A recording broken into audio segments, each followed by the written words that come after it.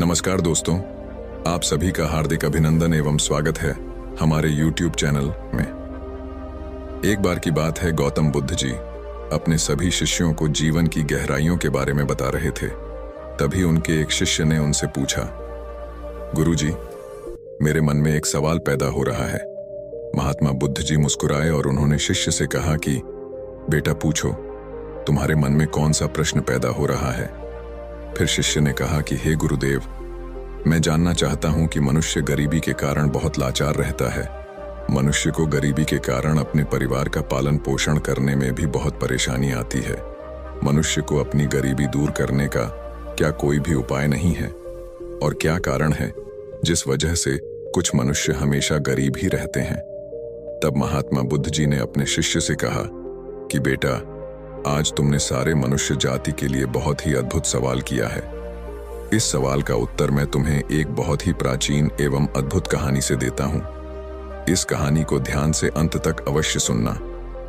फिर महात्मा बुद्ध जी कहते हैं कि एक गांव में एक बहुत ही गरीब ब्राह्मण रहता था और उसके घर में एक विशाल पीपल का वृक्ष था। उस वृक्ष पर एक मोर मोरनी का जोड़ा रहता था। वह दोनों मोर और मोरनी बहुत ही बुद्धिमान थे और वह ब्राह्मण भी बड़ा ही सीधा साधा और सच्चा इंसान था। वह बेचारा गरीबी का जीवन जी रहा था और परिवार का पालन पोषण भी नहीं कर पाता था, लेकिन वह ब्राह्मण उन दोनों मोर और मोरनी का बहुत ख्याल रखता था। वह उनको खाने को भोजन देता और पीने के लिए पानी देता था।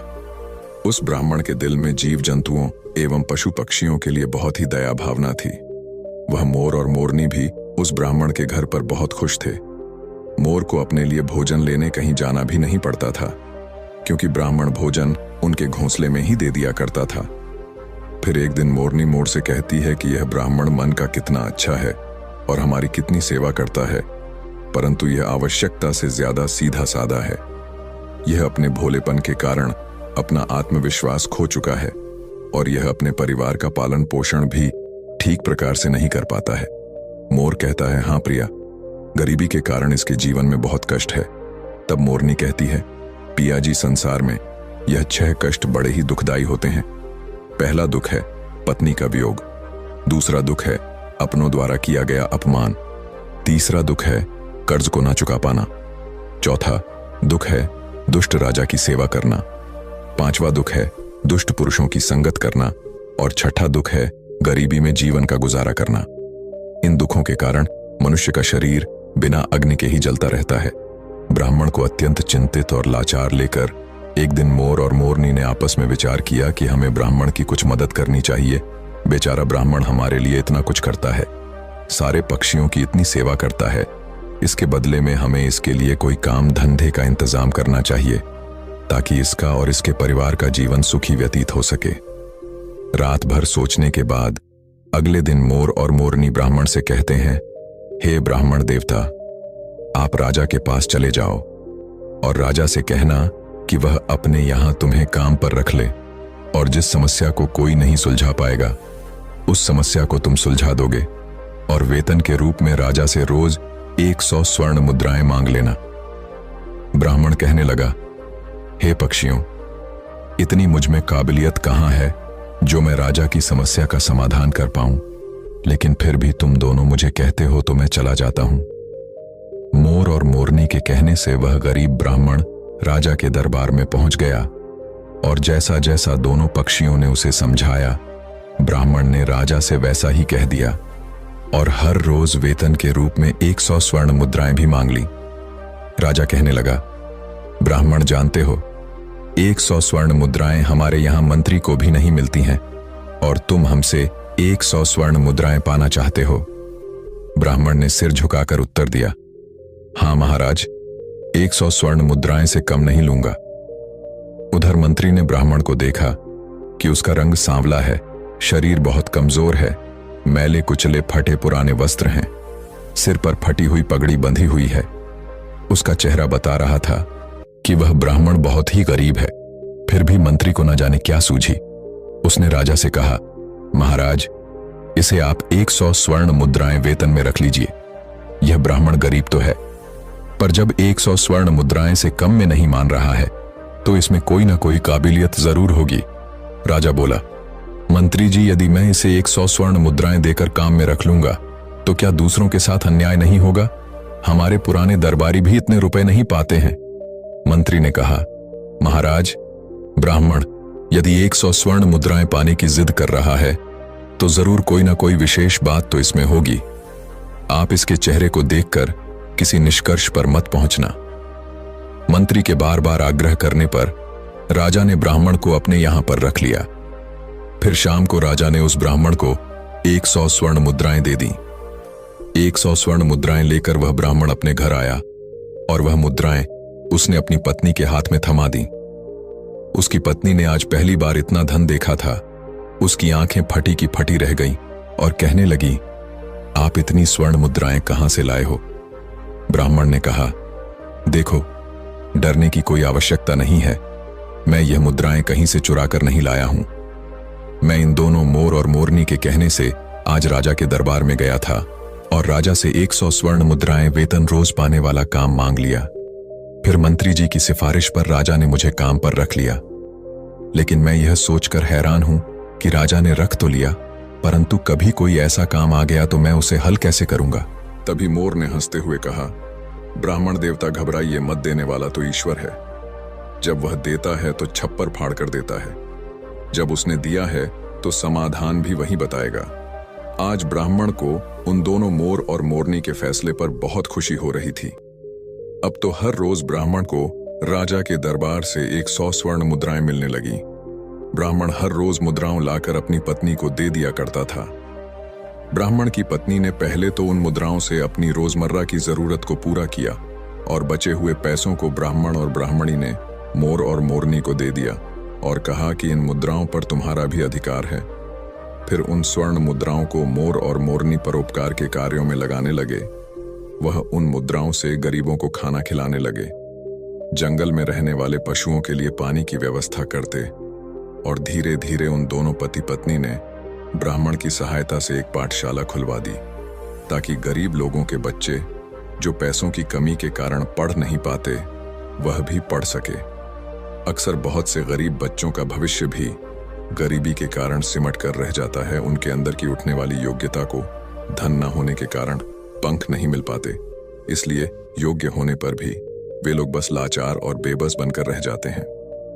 मोर और मोरनी ने उन रुपयों से नगर के हर एक गरीब और बेबस की सहायता की। उधर राजमहल में ब्राह्मण को देखकर दूसरे दरबारी उससे जलने लगे। वे हमेशा सोचते रहते थे कि मंत्री की मूर्खता के कारण यह ब्राह्मण रोज 100 स्वर्ण मुद्राएं ले जाता है और राजा साहब ने अभी तक इससे कोई भी 100 स्वर्ण मुद्राओं वाला काम भी नहीं करवाया। फिर एक दिन ऐसा हुआ कि उस ब्राह्मण की परीक्षा का समय भी आ गया। राजा के दरबार में एक दूसरे देश के राजा का दूत आया और उसने कहा, महाराज, यदि आप हमारे 2 प्रश्नों का सही सही उत्तर देंगे तो हमारे राजा आपको हमारा आधा राज्य दे देंगे, नहीं तो आपको अपना आधा राज्य देना पड़ेगा। और यदि आपने उनके इस प्रस्ताव को ठुकराया तो वह आप पर आक्रमण कर देंगे। उस दूत की बात सुनकर राजा बड़ी चिंता में पड़ गया कि अगर दूसरे राजा की बात नहीं मानी तो व्यर्थ में ही रक्तपात होगा। फिर यह सोचकर राजा ने दूत से कहा कि तुम अपने राजा के दोनों प्रश्न हमें बताओ। इतना कहते ही दूत ने एक पालकी मंगवाई। उस पालकी में 3 मूर्तियां रखी हुई थीं। वह तीनों मूर्तियां संगमरमर के पत्थरों से बनी हुई थीं और तीनों मूर्तियां देखने में बिल्कुल एक जैसी लगती थीं। दूत ने कहा, महाराज, हमारे महाराज का पहला प्रश्न है कि इन तीनों मूर्तियों में श्रेष्ठ मूर्ति कौन सी है। यह सुनकर राजा और समस्त दरबारी सोच में पड़ गए। ये मूर्तियां तो दिखने में एक जैसी ही हैं, फिर इनमें से कोई एक श्रेष्ठ सिद्ध कैसे हो सकेगी। राजा सहित राजा के सभी दरबारी उन मूर्तियों में अंतर सिद्ध नहीं कर सके। तभी अचानक मंत्री को याद आया कि हमने 100 स्वर्ण मुद्राएं वेतन वाले एक ब्राह्मण को किस लिए रखा है। फिर राजा ने तुरंत उस ब्राह्मण को बुलाया और उसे तीनों मूर्तियों में अंतर ढूंढकर श्रेष्ठ सिद्ध करने के लिए कहा। बेचारा भोला भाला ब्राह्मण मूर्तियों को देखकर आश्चर्य में पड़ गया कि इन तीनों मूर्तियों में अंतर को कैसे पता किया जाए। यदि नहीं बता पाया तो राजा नौकरी से निकाल देगा। अब तो दरबार में जलने वाले लोग भी सोचने लगे कि आज इस ब्राह्मण का खेल खत्म हो जाएगा। काफी देर मूर्तियों को गौर से देखने के बाद भी ब्राह्मण को कुछ समझ में नहीं आया तो ब्राह्मण ने कहा, महाराज, इन मूर्तियों को एकांत कक्ष में रखवा दीजिए। तब तक मैं अपने घर होकर आता हूं। लौटकर मैं इन तीनों मूर्तियों का अंतर और इनमें से सबसे श्रेष्ठ मूर्ति कौन सी है, यह मैं आपको जरूर बता दूंगा। इतना कहकर ब्राह्मण अपने घर को चला गया। उधर राजा ने उन मूर्तियों को एकांत कक्ष में रख दिया। ब्राह्मण सीधा अपने घर गया और पूरी बात मोर और मोरनी को बताई। यह बात सुनकर मोर ने कहा, ब्राह्मण देव, जब तीनों मूर्तियां दिखने में एक जैसी है तो अंतर जरूर उनके अंदर होगा। तुम एक काम करना, एक पतला सा तार उन मूर्तियों के कान में डालना। वह तार कहां निकलता है यह बात आकर मुझे बताना और मैं आपको उनका अंतर समझा दूंगा। ब्राह्मण तुरंत राजमहल में गया और मूर्तियों के पास गया और एक पतला सा तार उनके कान में डालकर देखने लगा। पहली मूर्ति के कान में तार डाला तो वह तार दूसरे कान से बाहर निकल गया। फिर दूसरी मूर्ति के कान में तार डाला तो वह मुंह से बाहर निकल गया। फिर तीसरी मूर्ति के कान में तार डाला तो वह तार बाहर ही नहीं निकला। ब्राह्मण ने पूरी बात आकर मोर को बताई। तब मोर ने उसे समझाया कि पहली मूर्ति के कान के छेद आर पार है। इसका अर्थ है कि वह किसी भी बात को एक कान से सुनती है और दूसरे कान से निकाल देती है। दूसरी मूर्ति किसी भी गुप्त बात को कान से सुनकर मुंह से निकाल देती है और तीसरी मूर्ति गुप्त बातों को कान से सुनकर और पेट में दबाकर रखती है। यही तीसरी मूर्ति उन तीनों में से श्रेष्ठ है। जो मनुष्य सबकी सुनकर उसे अपने अंदर रखता है, उसे किसी से कहता नहीं और समय आने पर उन बातों को प्रयोग में लाता है, वही मनुष्य बुद्धिमान माना जाता है। मोर ने जैसा बताया, ब्राह्मण ने वैसा ही जाकर राजा को बता दिया और फिर दूसरे देश का राजा इस उत्तर से बहुत संतुष्ट हुआ। ब्राह्मण के जवाब से सभी दरबारी भी बहुत प्रसन्न हुए और ब्राह्मण की जय जयकार करने लगे। तभी उस दूत ने दूसरा प्रश्न रखा कि ऐसा कौन सा व्यक्ति है जो एक मरे हुए व्यक्ति के कारण जीवित रहता है, और ऐसा व्यक्ति कौन है जो जीवित रहने वाले व्यक्ति के कारण ही जीवित रहता है। ब्राह्मण प्रश्न सुनकर फिर भागकर मोर और मोरनी के पास गया और इस बार मोरनी ने बताया कि हे ब्राह्मण देवता, इसका उत्तर एक तो आप है यानी ब्राह्मण है और दूसरा व्यक्ति वैद्य है। जब व्यक्ति मर जाता है तो मरने वाले के अंतिम संस्कार से लेकर श्राद्ध कर्म तक के कार्य करके ही पंडित यानी ब्राह्मण दक्षिणा लेकर अपनी जीविका चलाता है, और दूसरा व्यक्ति यानी वैद्य, एक वैद्य मृत्यु की ओर जाने वाले बीमार लोगों को जीवित रखता है और उनसे कमाए हुए धन से अपना पेट भरता है। ब्राह्मण ने यही उत्तर जाकर राजा के सामने रख लिया। पूरे दरबार में ब्राह्मण की जय जयकार होने लगी।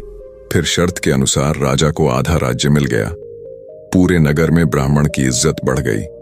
फिर एक दिन राजा ने सोचा कि ब्राह्मण प्रश्न सुनकर अपने घर क्यों जाता था, जरूर इसका कुछ कारण था। राजा के पूछने पर ब्राह्मण ने बताया कि उसके घर के बाहर एक पीपल का पेड़ है। उस पेड़ पर एक मोर और मोरनी का जोड़ा रहता है। वे दोनों पति पत्नी बहुत बुद्धिमान हैं।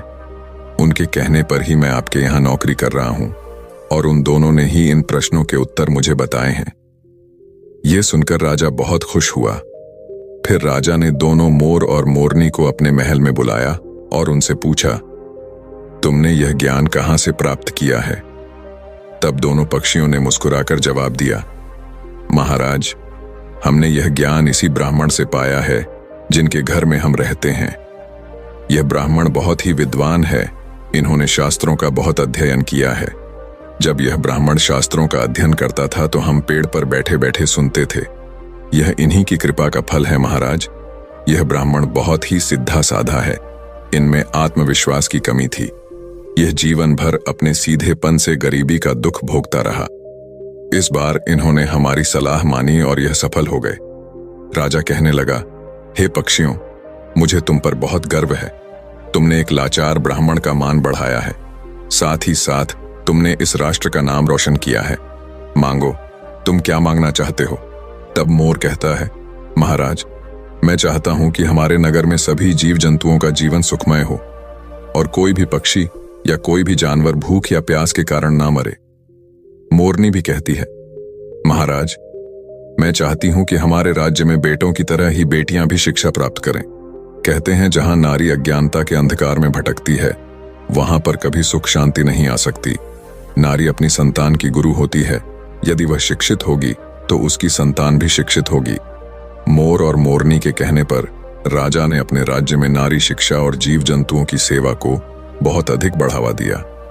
दोस्तों, कहानी का अंत करते हुए महात्मा बुद्ध जी कहते हैं कि जिस प्रकार सुंदर से सुंदर फूल भी बिना सुगंध के व्यर्थ है, उसी प्रकार मनुष्य चाहे कितना ही रूपवान हो, बलवान हो, बड़े कुल में पैदा हुआ हो, विद्या के बिना और जीव जंतुओं के प्रति दया के बिना सब व्यर्थ है। फिर महात्मा बुद्ध जी अपने शिष्य से कहते हैं कि गरीबी को दूर करने के लिए किसी भी व्यक्ति को शिक्षित होना बहुत आवश्यक है और हर व्यक्ति को आत्मविश्वास से भरपूर होना भी बहुत जरूरी है। उम्मीद करते हैं दोस्तों, आपको यह जानकारी और कहानी पसंद आई होगी। अंत में दोस्तों, सब्सक्राइब जरूर कर लें, वीडियो को लाइक अवश्य कर दें और वीडियो से संबंधित कमेंट सेक्शन में अपनी राय अवश्य दें। धन्यवाद।